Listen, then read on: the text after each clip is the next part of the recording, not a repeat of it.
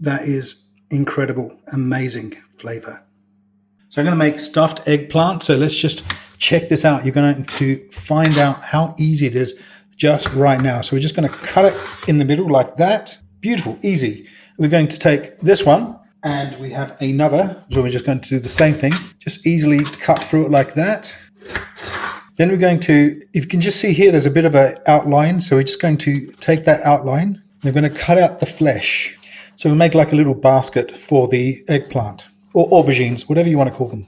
So now we're going to just take all of that nice flesh stuff and we're just going to chop it up into little dicey pieces like that. So once you've done that, let's add some olive oil to the pan. Don't be shy. And we're going to add all of that nice eggplant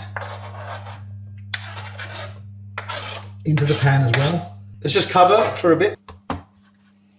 And just add one bay leaf in here and the rest of the onions.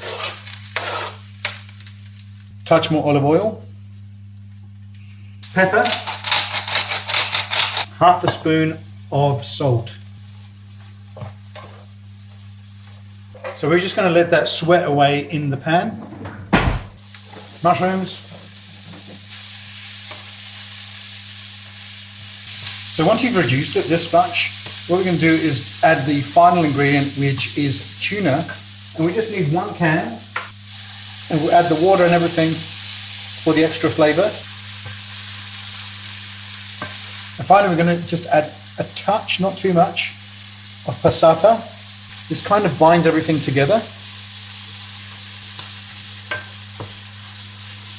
And that's pretty much it. We're just going to take the bay leaf out and we're going to power down this and let this rest a little bit.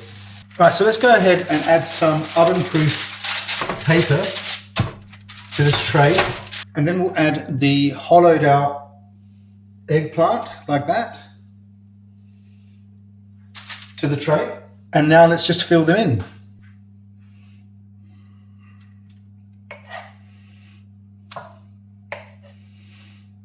The way I do it is I just put a little bit in each.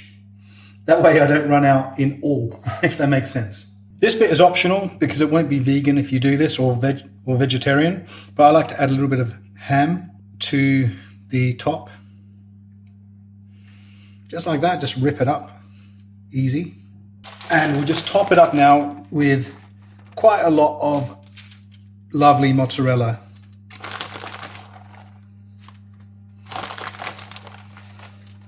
Right, so let's go ahead and bring this into the oven, which I've preheated at 250 degrees. Goodbye. We'll just keep it at 250 degrees for about 15 to 20 minutes. Let's check it out. It's looking lovely. So let's just take this out of the oven. So this looks incredible. And hear the crunch as you go in and have a look at that. Listen to the crunch.